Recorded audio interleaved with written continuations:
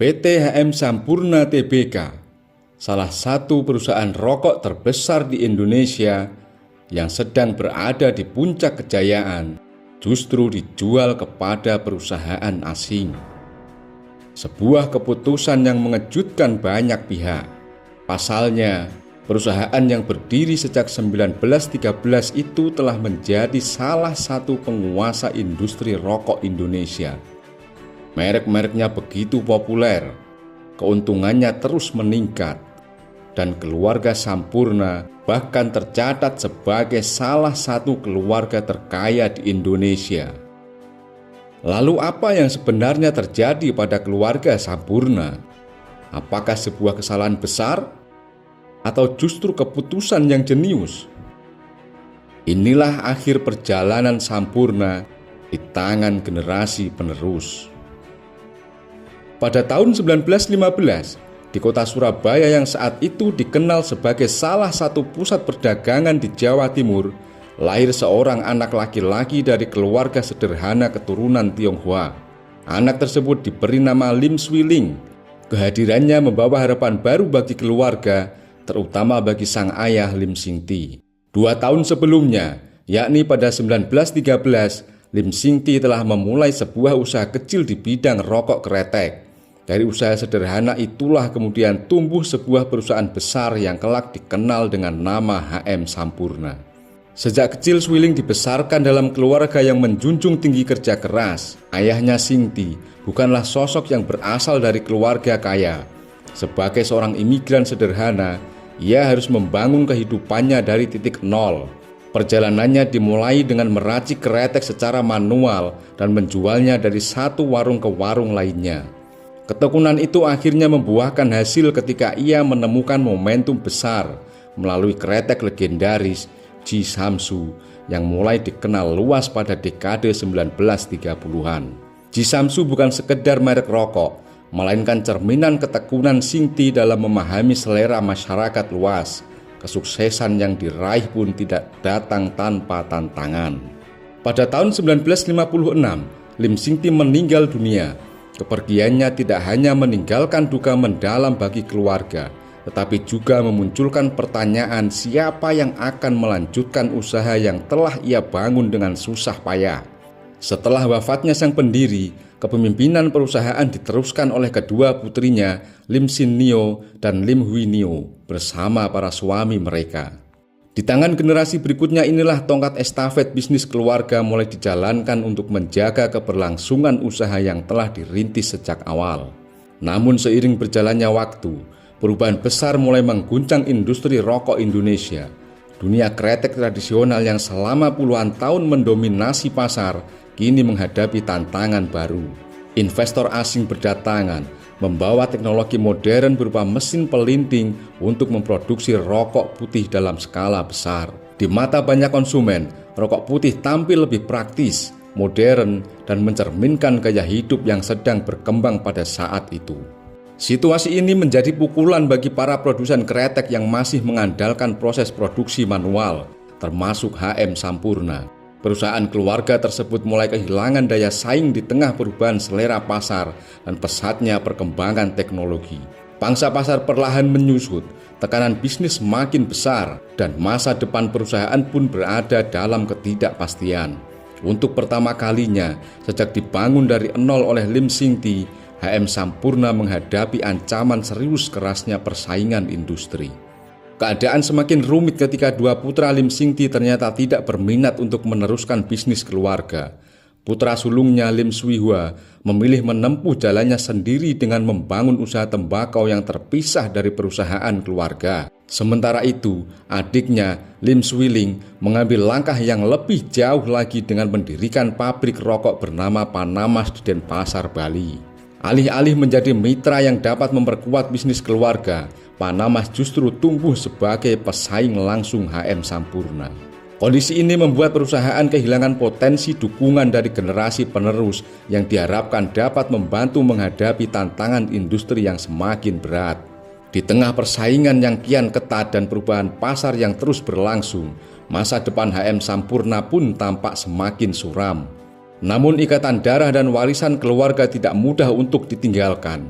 Ketika HM Sampurna semakin terpuruk dan terancam kehilangan masa depannya, Suihwa akhirnya menghubungi adiknya Swiling dan memintanya untuk meninggalkan Panamas serta kembali ke perusahaan keluarga. Tujuannya bukan semata-mata menyelamatkan bisnis, melainkan menjaga nama baik dan warisan sang ayah yang telah dibangun puluhan tahun. Permintaan itu disambut baik oleh Swiling. Tanpa ragu ia menerima amanah tersebut dengan tekad besar. Swiling kemudian memindahkan pabrik Panamas dari Denpasar ke Malang dan mulai mengalihkan perhatian serta sumber dayanya untuk membangkitkan kembali HM Sampurna. Keputusan itu menjadi titik balik penting dalam sejarah perusahaan. Dari seorang pesaing, ia bertransformasi menjadi sosok yang diharapkan mampu menyelamatkan bisnis keluarga dari keterpurukan.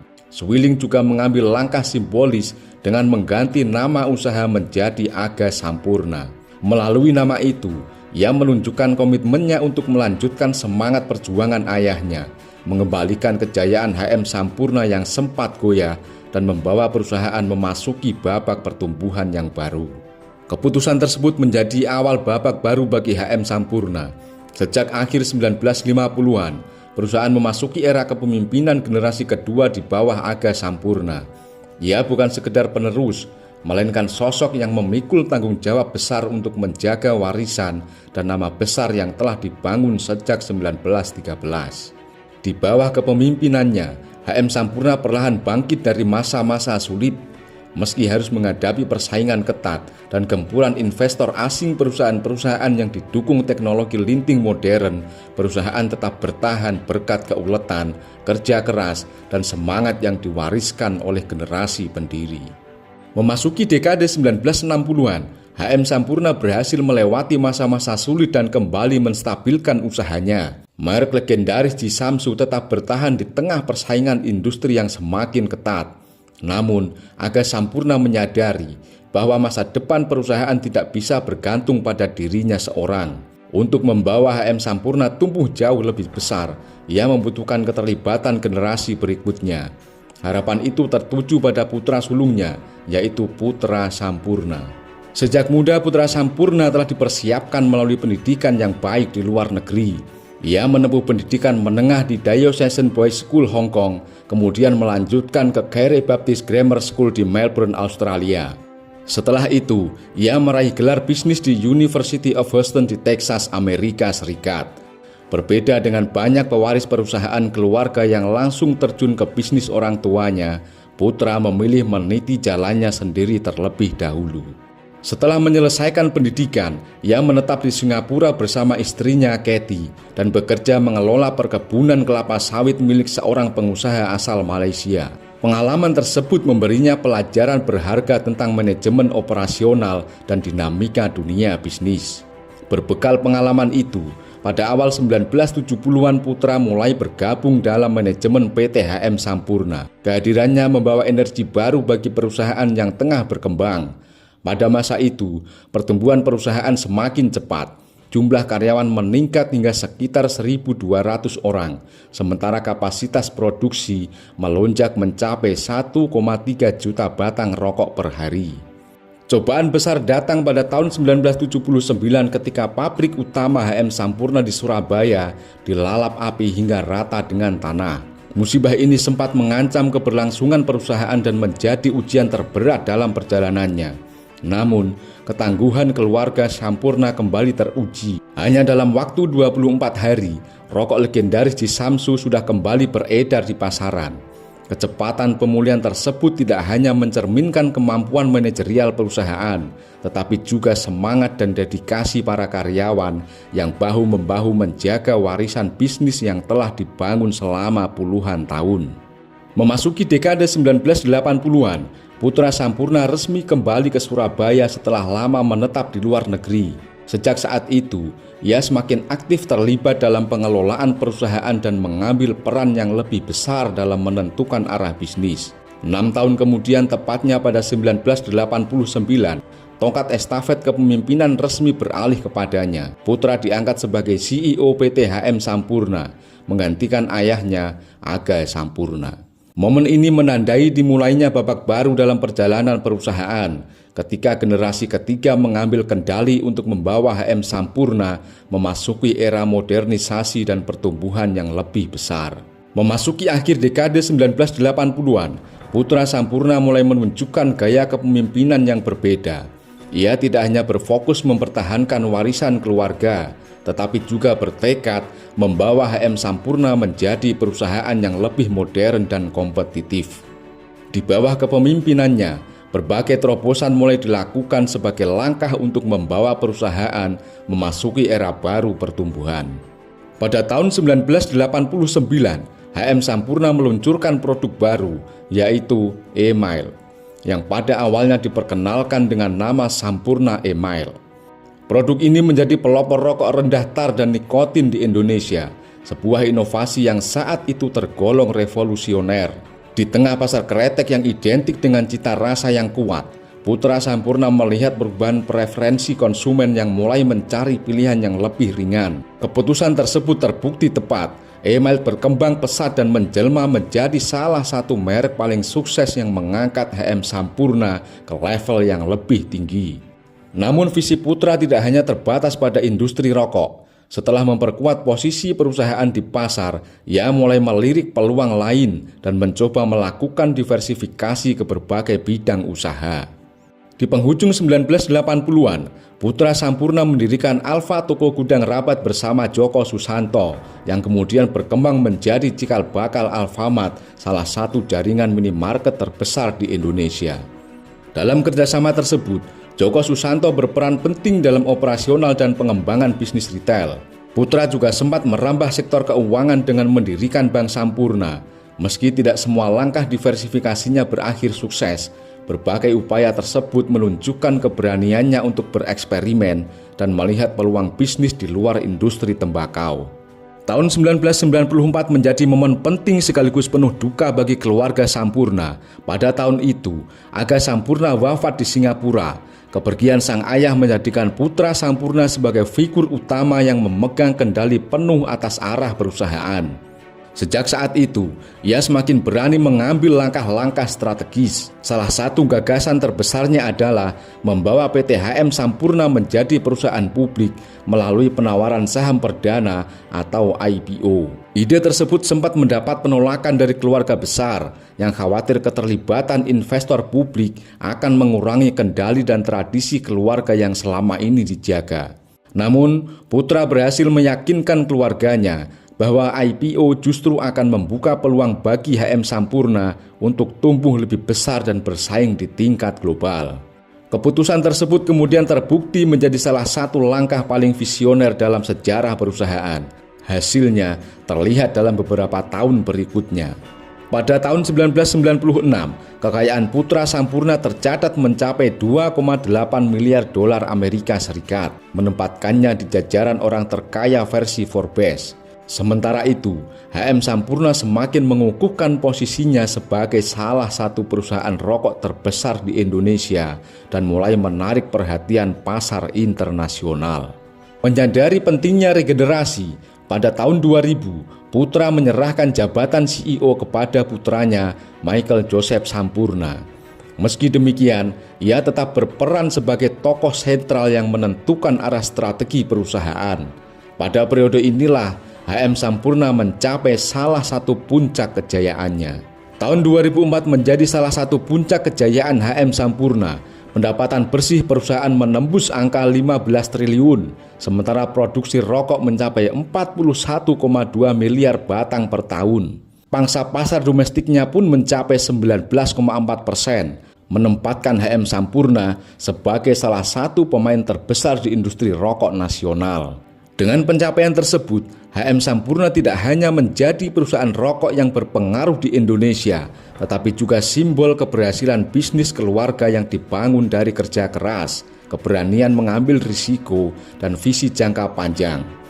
Dari sebuah usaha kecil di Surabaya, perusahaan ini telah tumbuh menjadi salah satu kekuatan terbesar di industri tembakau tanah air. Era ini menjadi puncak perjalanan putra Sampurna sebagai pemimpin.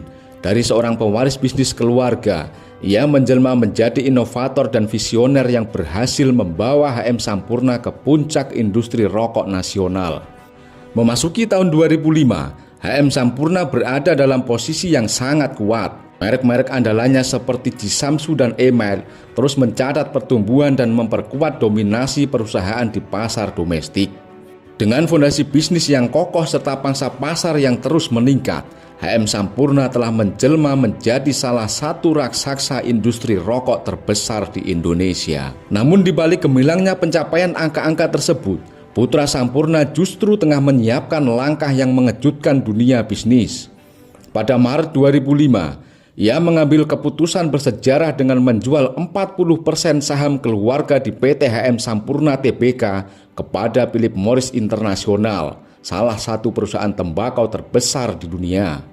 Penjualan tersebut dilakukan dengan harga 10.600 per lembar saham, sekitar 20% lebih tinggi dibandingkan harga pasar saat itu yang berada di kisaran 8.850 per lembar saham. Dengan nilai transaksi mencapai lebih dari 40 triliun, akuisisi ini tercatat sebagai salah satu kesepakatan bisnis terbesar dalam sejarah Indonesia. Keputusan tersebut langsung memunculkan banyak pertanyaan. Mengapa menjual perusahaan ketika HM Sampurna sedang berada di puncak kejayaan?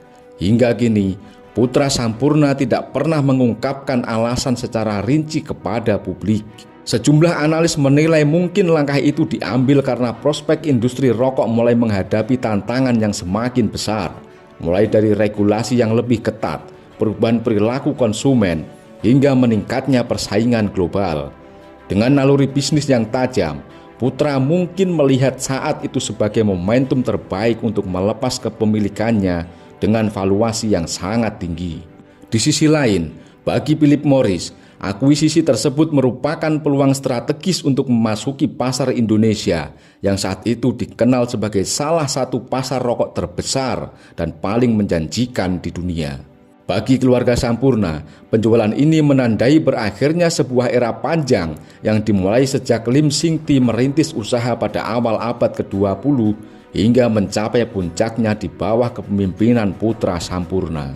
Di saat yang sama, keputusan tersebut juga membuka babak baru bagi keluarga Sampurna di luar industri rokok. Banyak pihak menilai langkah Putra sebagai keputusan bisnis yang cerdas karena dilakukan ketika nilai perusahaan berada pada level yang sangat tinggi. Namun tidak sedikit pula yang menyayangkan keputusan tersebut. Pasalnya, sejak saat itu, nama besar Sampurna di industri rokok secara perlahan tidak lagi berada di bawah kendali keluarga pendirinya. Keputusan besar tersebut seolah menutup satu babak baru dengan penuh kejayaan, sekaligus membuka lembaran baru yang penuh tanda tanya. Kemana arah keluarga Sampurna setelah melepas bisnis yang telah membesarkan nama mereka selama puluhan tahun? Penjualan HM Sampurna kepada Philip Morris pada 2005 memang menandai berakhirnya era keluarga Sampurna di industri rokok. Namun langkah itu bukan akhir dari perjalanan mereka di dunia bisnis. Sebaliknya, keluarga Sampurna mulai membangun babak baru dengan fokus pada berbagai sektor usaha di luar industri tembakau. Menariknya, jauh sebelum transaksi bersejarah tersebut terjadi, Putra Sampurna sebenarnya telah menyiapkan fondasi untuk langkah yang lebih besar di masa depan. Pada tahun 2001, Putra Sampurna mendirikan Putra Sampurna Foundation, sebuah lembaga sosial yang bergerak di bidang pendidikan, pemberdayaan perempuan, pengembangan kewirausahaan, dan program bantuan kemanusiaan. Lembaga itu kemudian dikelola oleh putrinya Michelle Sampurna yang melanjutkan visi keluarga untuk menciptakan dampak sosial yang lebih luas dan berkelanjutan bagi masyarakat di Indonesia. Setelah resmi keluar dari bisnis rokok, keluarga Sampurna membangun Sampurna Strategic Group sebagai payung usaha baru untuk memperluas bisnis ke berbagai sektor. Langkah ini menandai transformasi besar dari keluarga yang selama puluhan tahun identik dengan industri tembakau. Melalui grup usaha tersebut, mereka merambah bidang telekomunikasi melalui PT Sampurna Telekomunikasi dengan produk ceria, sektor perkebunan melalui Sampurna Agro, industri perkayuan melalui Samco Timber, serta microfinance dan keuangan melalui Bank Sahabat Sampurna dan Sahabat UKM yang membantu pembiayaan usaha kecil di Indonesia. Perjalanan keluarga Sampurna setelah melepas perusahaan PT HM Sampurna Tbk juga tidak selalu berjalan mulus. Pada 2006, kejayaan Putra Sampurna tercatat turun sekitar 2,1 miliar dolar Amerika Serikat. Meski jumlah tersebut masih sangat besar, nilainya jauh lebih rendah dibandingkan masa puncak kejayaannya beberapa tahun sebelumnya. Pada tahun yang sama, namanya juga sempat menjadi sorotan setelah dikaitkan dengan akuisisi Mansion, sebuah perusahaan perjudian yang bermarkas di Gibraltar. Kabar ini menarik perhatian publik karena dianggap berbeda dengan citra bisnis yang selama ini melekat pada keluarga Sampurna. Mansion bahkan hampir menjadi sponsor utama klub sepak bola Inggris Manchester United sebelum rencana tersebut batal. Tak lama kemudian, perusahaan itu resmi menjadi sponsor Tottenham Hotspur pada periode 2006-2007. Selain itu, Putra juga dikabarkan mengakuisisi kasino mewah Les Ambassador di London dengan nilai transaksi yang disebut mencapai 120 juta pound sterling. Pada 2007, kekayaan Putra Sampurna tercatat meningkat menjadi sekitar 2,2 miliar dolar Amerika Serikat. Namun posisinya dalam daftar orang terkaya di Indonesia versi Forbes justru turun dari peringkat kedua pada 2006 menjadi peringkat ke-6. Perubahan ini menunjukkan bahwa lanskap bisnis nasional sedang berubah, sementara Putra sendiri tengah fokus membangun fondasi usaha baru di luar industri tembakau. Meski fokus bisnisnya terus berkembang, komitmen Putra terhadap dunia pendidikan tidak pernah surut. Pada 12 Desember 2011, ia menerima penghargaan Peace Through Commerce Medal Award dari pemerintah Amerika Serikat di Bali sebagai pengakuan atas perannya dalam membangun jembatan melalui pendidikan dan kewirausahaan. 2 tahun kemudian, tepatnya pada 2013, Putra Sampurna Foundation mendirikan Universitas Siswa Bangsa Internasional atau USBI. USBI dirancang untuk mencetak generasi pemimpin masa depan yang memiliki wawasan global, jiwa kewirausahaan, dan kemampuan bersaing di tingkat internasional. Kini tongkat estafet keluarga telah berada di tangan generasi keempat, yaitu Michael Joseph Sampurna, yang melanjutkan tradisi kewirausahaan keluarga di berbagai bidang usaha. Sementara itu, meski tidak lagi berada di bawah kepemilikan keluarga pendirinya, HM Sampurna tetap berdiri sebagai salah satu perusahaan publik terbesar dan paling berpengaruh di Indonesia. Dengan demikian, periode pasca penjualan HM Sampurna adalah transformasi besar dalam perjalanan keluarga Sampurna. Dari sebuah dinasti rokok yang legendaris, mereka bertransformasi menjadi keluarga konglomerat dengan portofolio bisnis yang beragam, namun tetap meninggalkan jejak yang kuat di bidang sosial, pendidikan, dan pengembangan kewirausahaan. Jangan lupa untuk like, komen, dan subscribe agar tidak ketinggalan kisah inspiratif selanjutnya.